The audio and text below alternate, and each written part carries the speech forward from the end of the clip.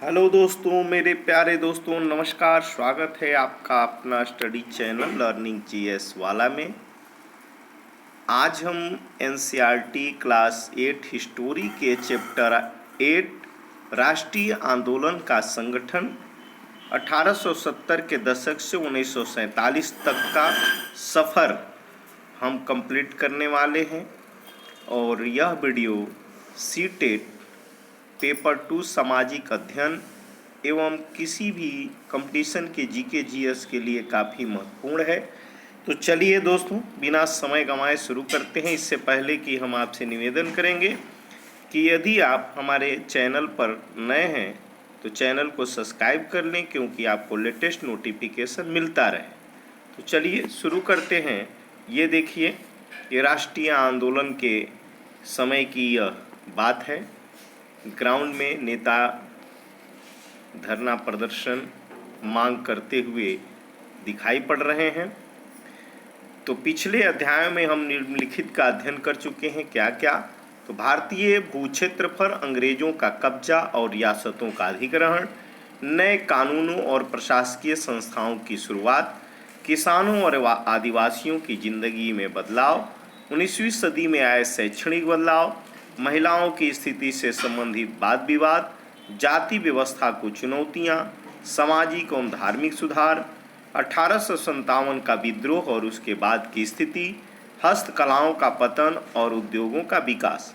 ये सभी टॉपिक हम पूर्व में कंप्लीट कर चुके हैं। इसका वीडियो आपको प्लेलिस्ट में मिल जाएगा। इन मुद्दों के बारे में आपने जो कुछ पढ़ा है उसके आधार पर क्या आपको ऐसा लगता है कि भारत के लोग ब्रिटिश शासन से असंतुष्ट थे? यदि हाँ, तो विभिन्न समूह और वर्गों से क्यों असंतुष्ट थे? चलिए अब शुरू करते हैं। राष्ट्रवाद का उदय। अब जो है असंतुष्टि का कारण था और उसके बाद क्या हुआ? तो भारतीय जनमानस में राष्ट्रवाद का उदय हुआ।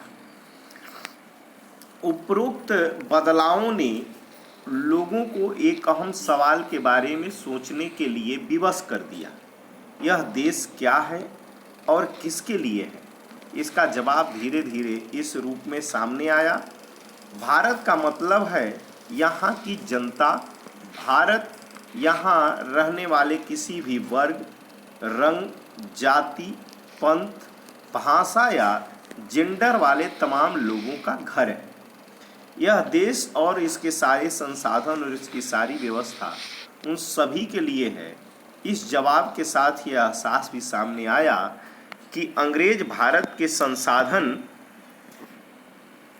व यहाँ के लोगों की जिंदगी पर कब्जा जमाए हुए हैं और जब तक यह नियंत्रण खत्म नहीं होता, भारत यहाँ के लोगों का, भारतीयों का नहीं हो सकता।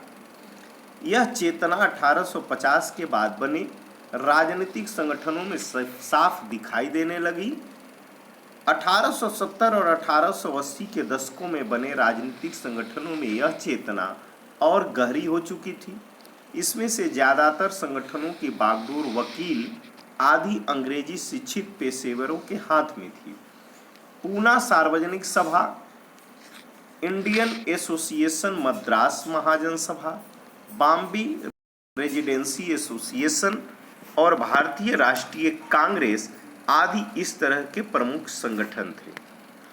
पूना सार्वजनिक सभा नाम को गौर से देखिए। सार्वजनिक का मतलब होता है सब लोगों का या सबके लिए। तो सार्वजनिक का क्या मतलब होता है? सब लोगों का या सबके लिए। सर्व का मतलब होता है सभी, जनिक के मतलब होता है लोगों का, इसीलिए सार्वजनिक का मतलब सभी लोगों का। हालांकि इनमें से बहुत सारे संगठन देश के खास हिस्सों में काम कर रहे थे, लेकिन वे अपने लक्ष्य को भारत के सभी लोगों को लक्ष्य बताते थे। उनके मुताबिक उनके लक्ष्य किसी खास इलाके, समुदाय या वर्ग के लक्ष्य नहीं थे। वे इस सोच के साथ काम कर रहे थे कि लोग संप्रभु हों। संप्रभुता एक आधुनिक विचार और राष्ट्रवाद का बुनियादी तत्व होता है। ये संगठन इस धारणा से चलते थे कि भारतीय जनता को अपने मामलों के बारे में फैसला लेने की आज़ादी होनी चाहिए। अब 1870 और 1880 के दशकों में ब्रिटिश शासन के प्रति असंतोष और ज़्यादा गहरा हुआ। 1878 में आर्म्स एक्ट पारित किया गया। तो यहाँ से प्रश्न बनता है कि सबसे ज़्यादा ब्रिटिश शासन के प्रति असंतोष कब फैला था? तो 1870 और 1880 के दशक के बीच में। आर्म्स एक्ट पारित कब हुआ था? तो 1878 ईस्वी में आर्म्स एक्ट पारित हुआ था, जिसके जरिए भारतीयों द्वारा अपने पास हथियार रखने का अधिकार छीन लिया गया। उसी साल यानी कि 1878 में वर्नाक्यूलर एक्ट भी पारित हुआ। वर्नाक्यूलर प्रेस एक्ट पारित हुआ था। ये कब हुआ था? तो 1878 में, जिसमें सरकार की आलोचना करने वालों को चुप कराया जा सके। इस कानून में प्रावधान था कि अगर किसी अखबार में कोई आपत्तिजनक चीज छपती है तो सरकार उसकी प्रिंटिंग प्रेस सहित सारी संपत्ति को जब्त कर सकती है। 1883 में सरकार ने इल्बर्ट बिल लागू करने का प्रयास किया। इल्बर्ट बिल कब लागू करने का प्रयास किया गया? यहाँ से प्रश्न भी बनता है। तो 1883 में। ये सभी प्रश्नों को ध्यान रखिएगा। Vernacular press 1878, arms act 1870, Ilbert bill लागू करने का प्रयास किया गया 1883 में। इसको लेकर काफी हंगामा हुआ। इस विधेयक में प्रावधान किया गया था कि भारतीय न्यायाधीश भी ब्रिटिश या यूरोपीय व्यक्तियों पर मुकदमे चला सकते हैं, ताकि भारत में काम करने वाले अंग्रेज और भारतीय न्यायाधीशों के बीच समानता स्थापित की जा सके। जब अंग्रेजों के विरोध की वजह से सरकार ने यह विधेयक वापस ले लिया तो भारतीयों ने इस बात का काफी विरोध किया। इस घटना से भारत में अंग्रेजों के असली रवैये का पता चला था। ये देखिए, पढ़े लिखे भारतीयों के एक अखिल भारतीय संगठन की जरूरत 1880 से ही महसूस की जा रही थी, परंतु इल्बर्ट विधेयक ने इस चाह को और गहरा कर दिया। 1885 में देश भर के 72 प्रतिनिधियों ने बंबई में सभा करके भारतीय राष्ट्रीय कांग्रेस की स्थापना का फैसला किया। तो भारतीय राष्ट्रीय कांग्रेस की स्थापना कहाँ हुई? तो बंबई में हुई। किस सन में हुई? 1885 में। उसमें कितने प्रतिनिधियों ने भाग लिया था?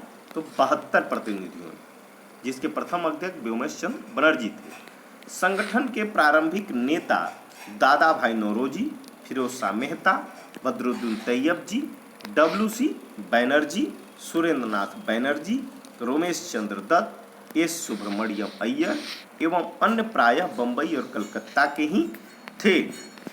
तो उसमें सबसे ज़्यादा संख्या में नेता कहाँ से थे? तो बंबई और कलकत्ता से। नौरोजी व्यवसायी और प्रचारक थे, जिसमें दादा भाई नौरोजी क्या थे? किस बिजनेस से जुड़े थे? तो नौरोजी एक राजनीतिज्ञ के साथ साथ व्यवसायी भी थे और प्रचारक भी थे। वे लंदन में रहते थे। कहाँ रहते थे? लंदन। और कुछ समय के लिए ब्रिटिश संसद के सदस्य भी रहे। उन्होंने युवा राष्ट्रवादियों का मार्गदर्शन किया। सेवानिवृत्त ब्रिटिश अफसर A.O. ह्यूम ने भी विभिन्न क्षेत्रों के भारतीयों को निकट लाने में अहम भूमिका अदा की। A.O. ह्यूम थे, वो भारतीय राष्ट्रीय कांग्रेस के A.O. ह्यूम जो थे वो सचिव थे, सेक्रेटरी के रूप में इन्होंने, और प्रथम अध्यक्ष जो थे वो कौन थे? व्योमेशचंद्र बनर्जी थे।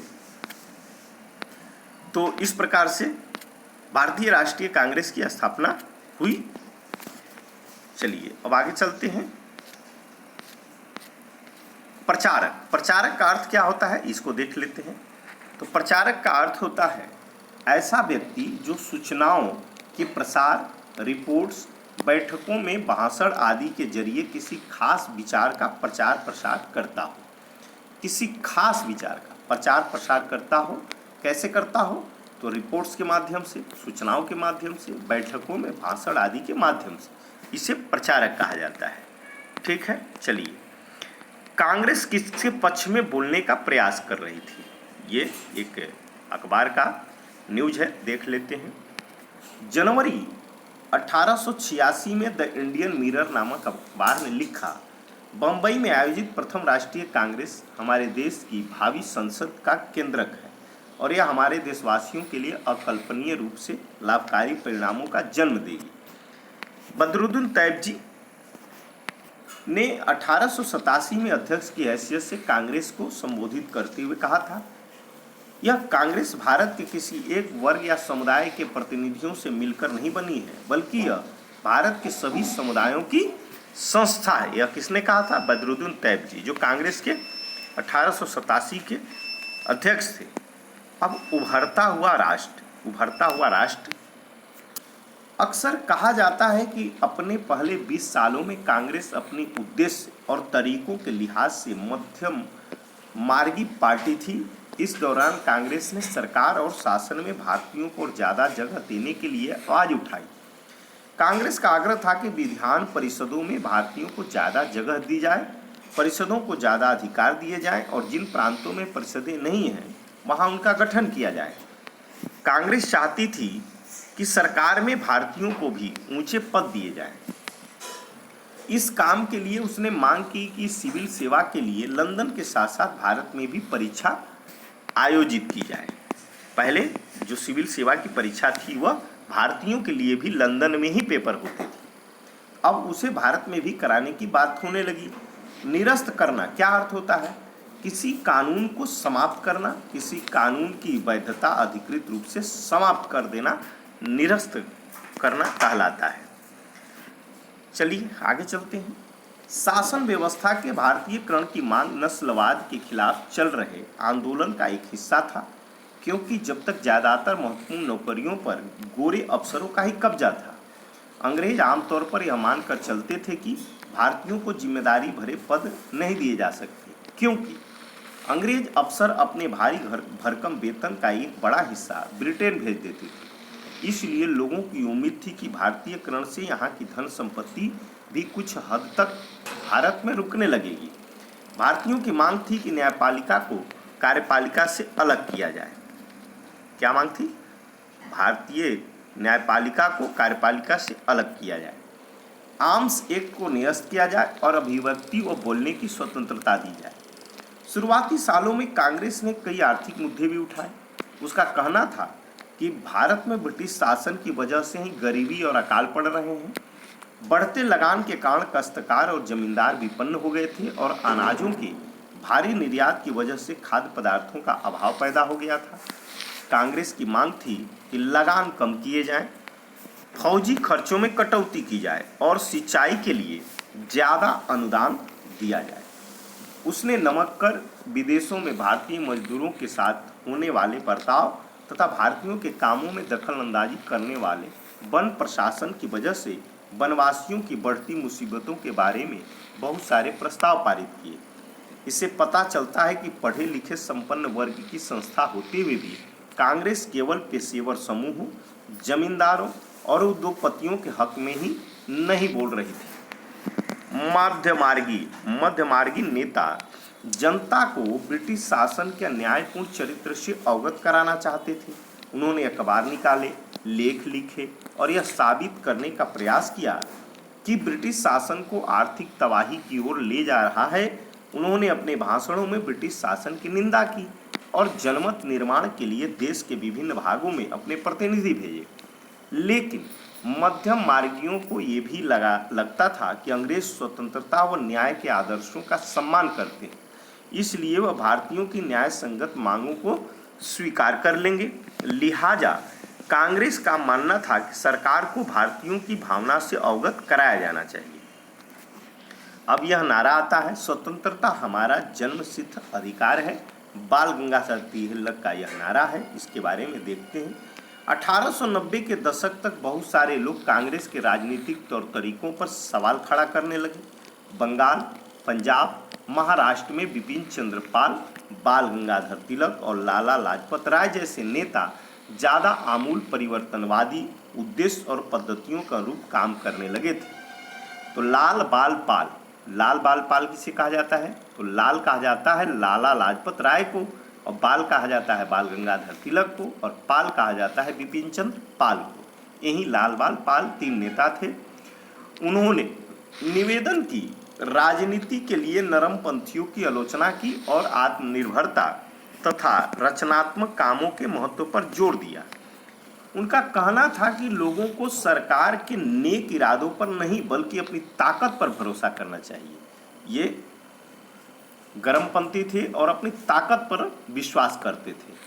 लोगों को स्वराज के लिए लड़ना चाहिए। तिलक ने नारा दिया, स्वतंत्रता मेरा जन्मसिद्ध अधिकार है और मैं इसे लेकर रहूंगा। तो इस नारे को याद रखिएगा, यहाँ डायरेक्ट प्रश्न पूछता है, स्वतंत्रता मेरा जन्मसिद्ध अधिकार है, यह नारा किसने दिया था? तो बाल गंगाधर तिलक ने। बाल गंगाधर तिलक, ये देखिए यही है बाल गंगाधर तिलक। ये कहाँ संबंधित थे? तो महाराष्ट्र से। 1905 में वायसराय करजन, ध्यान रखिएगा 1905 की घटना है, वायसराय करजन ने बंगाल का विभाजन कर दिया। तो बंगाल का विभाजन किसने किया? तो पहले वायसराय करजन ने किया। कब किया? 1905 में। उस वक्त बंगाल ब्रिटिश भारत का सबसे बड़ा प्रांत था। बिहार और उड़ीसा के कुछ भाग भी उस समय बंगाल का हिस्सा थे। अंग्रेजों का कहना था कि प्रशासकीय सुविधा को ध्यान में रखते हुए बंगाल का बंटवारा करना जरूरी था, परंतु इस प्रशासकीय सुविधा का मतलब क्या था? इससे किसको सुविधा मिलने वाली थी? जाहिर है इसका ताल्लुक अंग्रेज अफसरों और व्यापारियों के फायदे से था, लेकिन सरकार ने गैर बंगाली इलाकों को अलग करने के बजाय उसके पूर्वी भागों को अलग करके असम में मिला दिया। पूर्वी बंगाल को अलग करने के पीछे अंग्रेजों का मुख्य उद्देश्य ये रहा होगा कि बंगाली राजनेताओं के प्रभाव पर अंकुश लगाया जाए और बंगाली जनता को बांट दिया जाए। बंगाल के विभाजन से देश भर में गुस्से की लहर फैल गई। मध्यमार्गी और आमूल परिवर्तनवादी कांग्रेस के सभी धड़ों ने इसका विरोध किया। विशाल जनसभाओं का आयोजन किया गया और जुलूस निकाले गए। जन प्रतिरोध के नए नए रास्ते ढूंढे गए। इससे जो संघर्ष उपजा उसे स्वदेशी आंदोलन के नाम से जाना गया। तो बंगाल विभाजन के विरुद्ध में कौन सा आंदोलन हुआ? तो स्वदेशी आंदोलन। स्वदेशी आंदोलन बंग भंग आंदोलन भी से कहा जाता है। यह आंदोलन बंगाल में सबसे ताकतवर था, परंतु अन्य इलाकों में स्वदेशी आंदोलन, अन्य इलाकों में, ये देखिए ये जो है स्वदेशी आंदोलन के नेता हैं, अन्य इलाकों में इसकी भारी अनगुंज सुनाई दी। अन्य इलाकों में यह काफ़ी प्रभावकारी नहीं रहा। आंध्र के डेल्टा इलाकों में इसे वंदे मातरम आंदोलन के नाम से जाना जाता था। तो इसे और नाम से क्या जाना जाता था? वंदे मातरम आंदोलन। कहाँ जाना जाता था? तो आंध्र के डेल्टा इलाकों में। स्वदेशी आंदोलन ने ब्रिटिश शासन का विरोध किया और स्वयं सहायता, स्वदेशी उद्यमों, राष्ट्रीय शिक्षा, भारतीय भाषा के उपयोग को बढ़ावा दिया। स्वराज के लिए अमूल परिवर्तनवादी ने जनता को लामबंद करने और ब्रिटिश संस्थाओं और वस्तुओं के बहिष्कार पर जोर दिया। कुछ लोग ब्रिटिश शासन को उखाड़ फेंकने के लिए क्रांतिकारी हिंसा के समर्थक थे, जिसे गरम दल कहा जाता था। 20वीं शताब्दी के प्रारंभिक दशकों में कई दूसरी महत्वपूर्ण घटनाएं भी घटी। 1906 में मुसलमान जमींदारों और नवाबों के एक समूह ने ढाका में ऑल इंडिया मुस्लिम लीग का गठन किया। तो ऑल इंडिया मुस्लिम लीग का गठन कहाँ हुआ था? तो ढाका में हुआ था। कब हुआ था? 1906 में हुआ था। लीग ने बंगाल विभाजन का समर्थन किया। बंगाल मुस्लिम लीग ने क्या किया था? बंगाल विभाजन का समर्थन किया था। ध्यान रखिएगा, मुस्लिम लीग ने क्या किया था? बंगाल विभाजन का समर्थन किया था। लीग की मांग थी कि मुसलमानों के लिए अलग निर्वाचिका की व्यवस्था की जाए। 1909 में सरकार ने मांग मान ली। तो मुस्लिम लीग के मांग पर सबसे मुसलमानों के लिए अलग निर्वाचन की व्यवस्था कब की गई? तो 1909 के अधिनियम से। 1909 के अधिनियम से अब परिषदों में कुछ सीटें मुसलमान उम्मीदवारों के लिए आरक्षित कर दी गई, जिन्हें मुस्लिम मतदाताओं द्वारा ही चुनकर भेजा जाना था।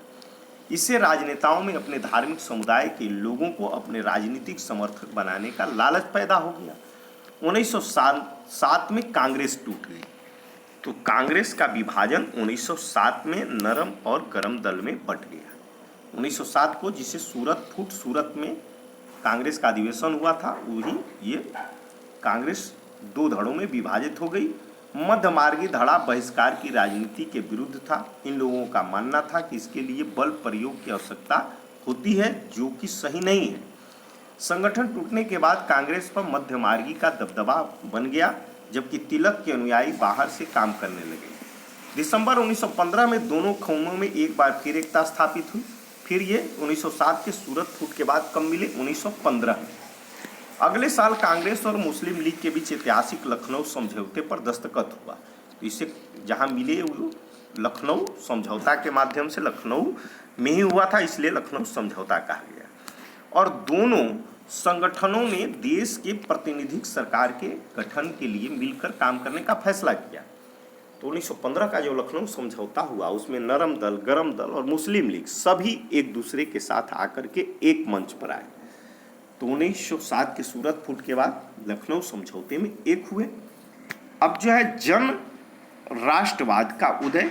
तो अब ये काफ़ी वीडियो लंबा है, 22 पेज हैं, इसलिए इसे अलग पार्ट में कंप्लीट किया जाएगा, वीडियो काफ़ी लंबा हो जाएगा दोस्तों।